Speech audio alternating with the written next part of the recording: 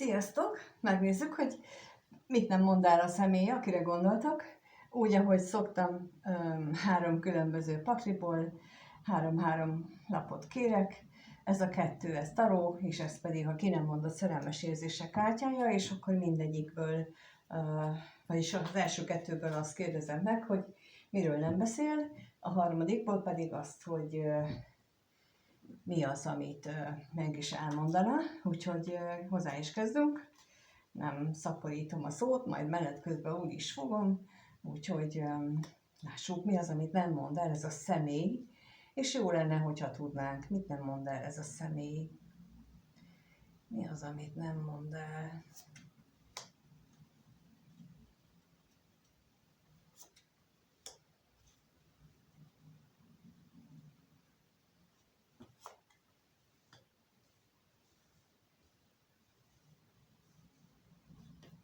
Jó, megvan az első pakliból, és megnézzük a másodikból, hogy mi az, amit nem mond el. És megnézzük a következőt, és még egyet. Oké. És akkor megnézzük, hogy akkor mi az, amit mégis mondana. Ha beszélne, akkor mégis közölne, pontosabban így. Mit közölne mégis, hogyha valamiről beszélne. No, hát az első lap az a botok 6-osa, aztán a botok 5-öse és a remete, a kelyhek 10-ese, ez pedig az érmék 7-ese, és itt a főpap. Hát én amikor raktam ki, vagy az jött közben már, hogy ő lehet, hogy nincs még tudatában annak, ami valójában itt látszódik, de mégis olyan, mintha ő sikeresen megvívott csata után lenne, győzedelmeskedett egy olyan helyzet felett, ami ilyen se vele, se nélküle, nem tudom eldönteni, hogy jöjjek-e vagy maradjak, ilyen, ahol igazából időt húzott, ahol védekezett, amiben nem akart beleállni, akár már hosszú-hosszú ideje, de olyan, minthogyha most tulajdonképpen sikerrel venni ezt az eddig állóvizet, és bár itt a remete van a végén, én nem azt mondom, hogy ezt a sikert, ezt a győzelmet, ezt ilyen botok 8-as sebességgel érni el, hanem azt mondanám inkább, hogy ez a lassú vízpartot most effektus lenne nála, hogy ilyen kivárásos alapon előbb-utóbb megjöttek neki azok a gondolatok, megjött az az intuíció, ami megadja, vagy a kezébe adja a megoldást. És tulajdonképpen itt nem arról van szó, hogy megjön az intuíciója, hanem arról van szó, hogy ő meghallja végre azt, amivel neki találkozni kellene. A remete ugyanis befelé figyel, és ez fogja neki elhozni ezt a győzelmet az eddigi nehéz szituációja felett, amikor ő nem tudott dönteni, amikor ez se vele, se nélkület kapcsolatban lehetett, vagy nem tudta eldönteni, hogy most menjek, maradjak, mit csináljak, és ez lehet akár munkahely, lehet akár párkapcsolat, lehet egy új kapcsolat, bármilyen szituáció, amiben ő ilyen bizonytalanságot élt meg, és most így a remetével és a botok 6-osával azt látom, hogy elérkezik arra a pontra, amikor ő képes meghallani a saját belső hangját, képes meghallani az isteni hangot magában, és meg fogja kapni a megfelelő választ a föltett kérdésére, vagy a föl sem tett kérdésére, A lényeg az, hogy meg fogja kapni a választ, mert hogy a sikerlapja ezt mondja. Viszont itt középen az érmék hetese van, ez viszont arra akar bennünket figyelmeztetni, vagy emlékeztetni, hogy mint ahogy mondtam is az előbb, hogy ez nem egy botok 8-as a gyors energia, nem, itt a türelemet jelenti az érmék hetese, hogy ahhoz, hogy sikeres, szép munkát végezzünk, ahhoz, hogy legyen értelme és eredményen egy-egy dolognak, abba energiát és időt kell tenni, és bizony lehet, hogy például kívülről úgy tűnik, hogy nem csinál semmit az illető, de valójában közben nagyon erősen például lehet, hogy ő ezt a remetességet, ezt a belső befelé figyelés üzemmódot csinálja. Ezt lehet úgy is mondani, hogy a remete üzemmódot, hogy megbeszéli magával a dolgokat, és hallgat a belső hangra, és az ellenvetéseket is nem félreteszi, vagy félredobja rögtön, ami a belső hang mond, hanem elkezdi megfontolni őket, elkezd rajtuk gondolkodni, mert lehet, hogy eddig ezt csinálta, hogy már egy ideje ebben a remete üzemmódban van, és mindig félredobta azokat az érveket, amit a remete pro és kontra felhozott benne, tehát a belső hangja megszólaltatott, és olyan, mint ahogy mondtam, itt sikerrel kecsegtetnek a dolgok. Itt van a Kejhek 10-ese is, ami lehet, hogy ezek a bizonytalan kérdések, amit itt mondtam, hogy akár párkapcsolat, akár kapcsolat, vagy munkahelyi bizonytalanságot is jelölhet, vagy ahol védekeznie kellett az ő saját gondolatai, a saját elképzelései miatt, az lehet akár a család is, és vagy pedig, ha nem erről van szó, akkor pedig a család adja neki azt a bizalmat, azt a megnyugtató hátteret, ahol ő ezt a remete üzemmódot meg tudja élni. Még akkor is, hogyha esetleg te vársz rá, és neki arra van szüksége, hogy ő ezt egy olyan helyen tegye meg, ahol ő biztonságban érzi magát, és lehet, hogy most erre az a válasz, mert néhányan hallom, vagy minthogyha mondanátok azt, hogy de hát nálam jobb helyen lenne, is és nem is. Lehet bizonyos szempontból igen, de egy ilyen döntéshez, egy ilyen sorsfordító változtatáshoz, amit itt mutatnak a lapok, amikor egy ilyen, például egy ilyen hezitálós, egy döntésképtelen hozzáállást, az élethez hozzáállást, ezt felváltani, ahhoz az nem lehet olyan közegben, amit nem ismer. Egy olyan közegben kell neki ezt megtennie, ahol ő reflexből, rutinból működik, ahol nem kell úgy tennie, ahogyan,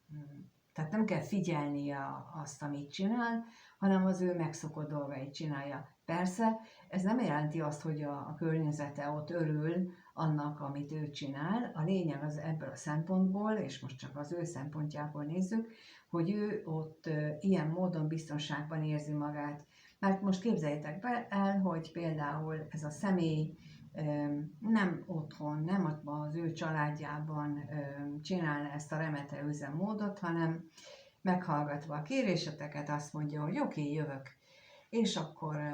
ahogy néhány esetben lehet látni, összeköltöznek, mondjuk, és akkor ott próbálja ezt a remete üzemmódot megcsinálni, ott próbálja egy másik szituációnak a döntéseit és problémáját átgondolni.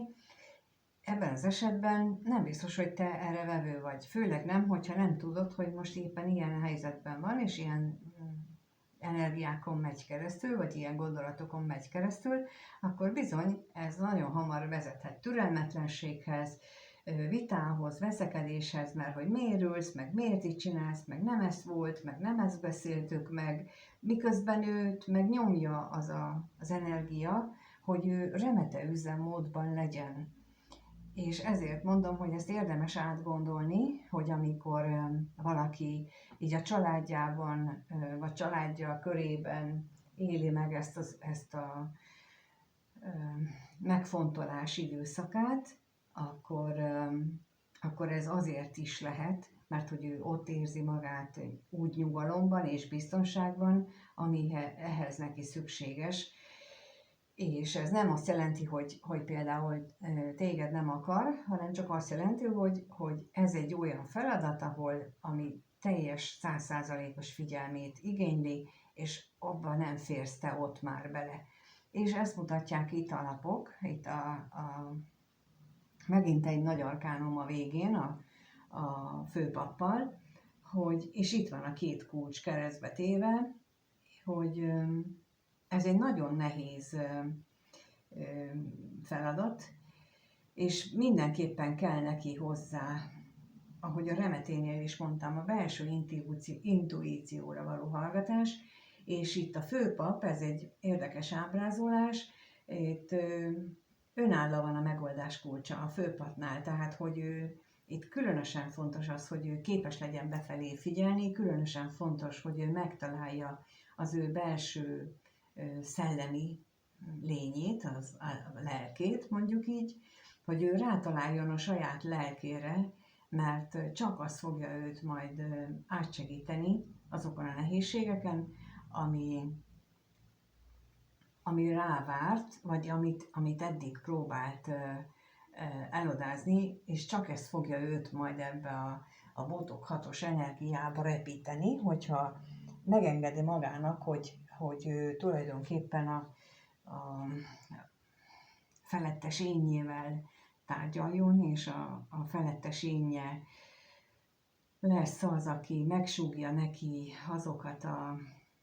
dolgokat, ami őt a lelkéhez vezetik.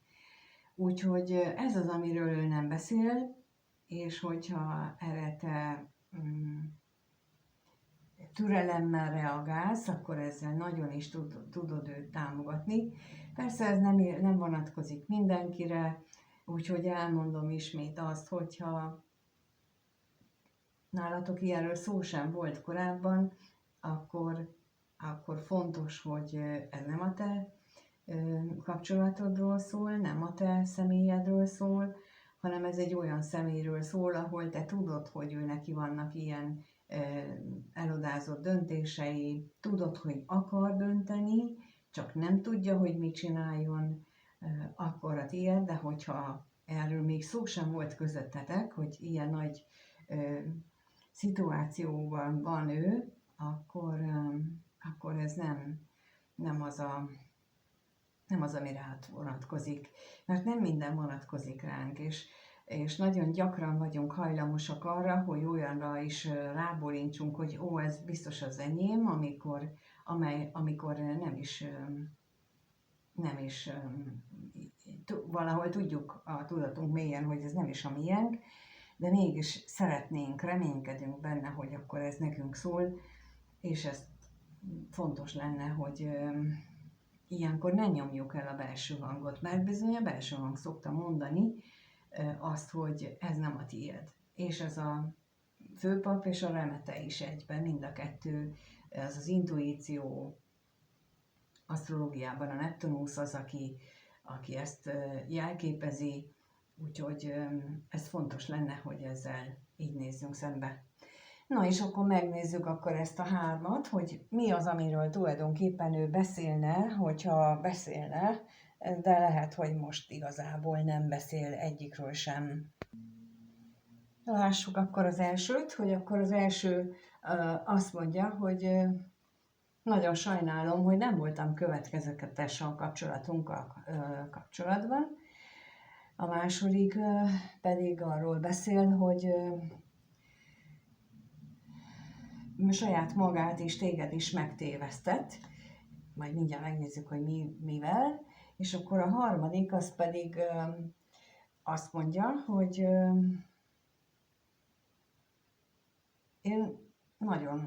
tehát ő már vágyik arra, hogy szabad legyen. vágyik arra, hogy megszabaduljon. Itt most lehetséges az is, hogy tőled akar megszabadulni, és ezt jelenti itt az, hogy sajnálja, hogy megtévesztett téged.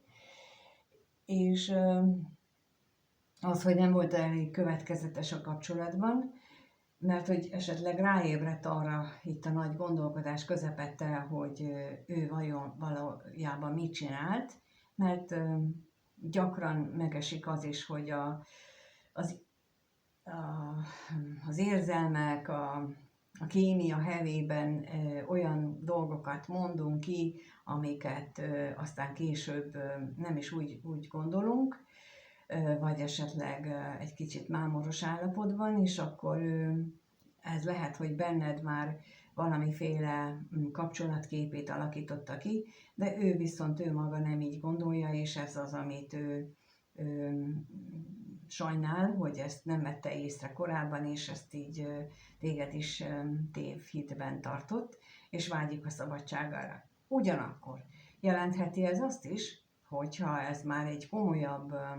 kapcsolódásról van szó, tehát nem egy ilyen rövid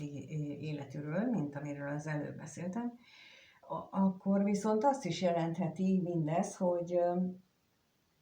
hogy a kapcsolatotokban ő hol ilyen volt, hol olyan volt. Ilyen ékrek típusú, tudjátok?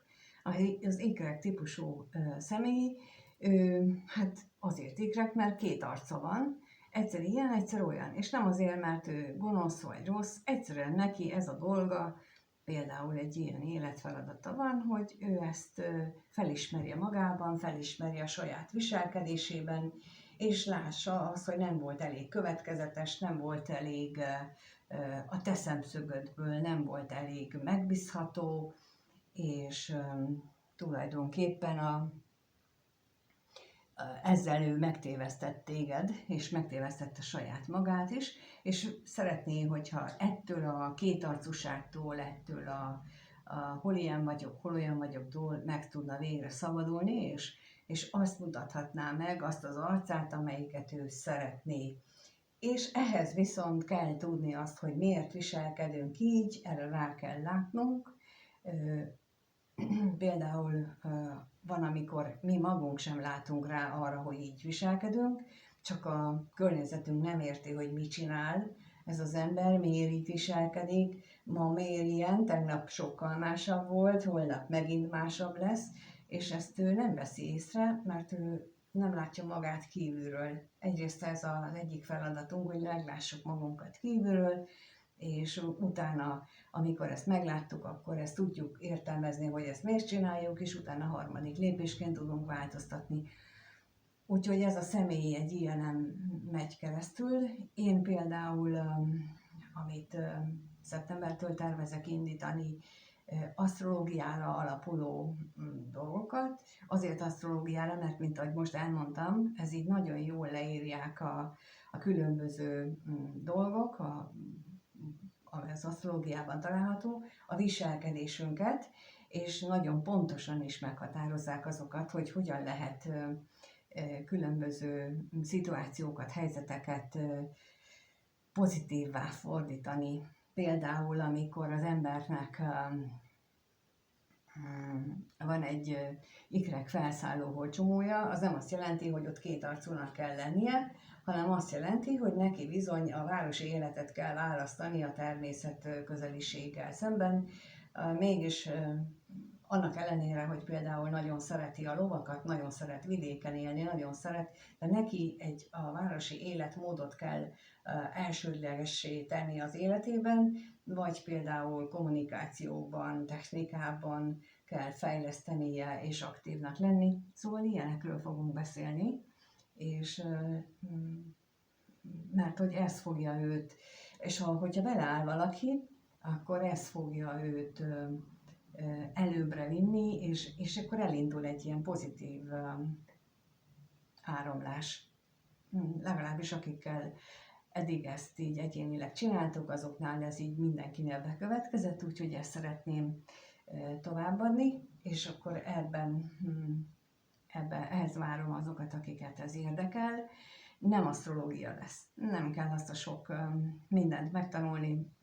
nem csak az a minimális része lesz, ami abból kell, és mert én úgy gondolom, hogy nagyon-nagyon fontos az asztrológia, aki akarja, ugye azoknak tudok én akár Morán-féle pontosítást is megmutatni, abból is tudom korrepetálni is, és, de tudom azt is, hogy mit határoznak meg a direkciók, meg a szolárképletek, és akkor ezek hogyan kapcsolódnak össze. Szóval akinek ilyenre lenne igénye, azt is tudunk, de az egy másik. Arra is lehet, hogyha valakinek igénye van, akkor azt is jelezheti. De ez most egy másik fajta, amihez nem kell asztrológiai előképzettség, itt az kell, hogy akarja-e valaki ezentúl pozitívan megélni az életét minden nehézség ellenére, vagy várja a sült galambot. Itt ő még egyelőre várja, itt ő még nem indult meg, de már itt van a két belső segítő, remélhetőleg ezt neked is segít ez a két belső segítő. Én legalábbis itt vagyok, úgyhogy ha ebben szeretnétek előre haladni, akkor örömmel és szívesen várlak benneteket. A leírásban van egy kérdőív, egy link, ami alapján, aki jelentkezik először, vagyis azt kitölti, azoknak a kérdéseire is fogok válaszolni, amit ott föltehet, és akik kitöltik, ők hamarabb fogják megkapni azokat a konkrét kondíciókat, amik majd ennek a kérdőívnek az alapján fogok véglegesíteni, és akkor ők lesznek azok, akik először erről tudomást szereznek, úgyhogy köszönöm, hogy itt voltatok, és hogyha te jártál már valami miatt egyéniben, vagy bármi miatt nálam, akkor te neked küldök ki újra és újra erről különböző értesítéseket, amikben esetleg olyan dolgokról is beszélek, amiről itt nem, pedig itt is sokat beszélek. Szóval köszönöm, hogy itt vagytok, és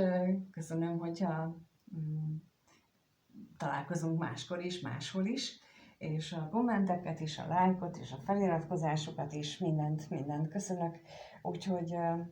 amíg nem találkozunk, itt-ott vagy máshol, addig is minden jót kívánok nektek, sziasztok!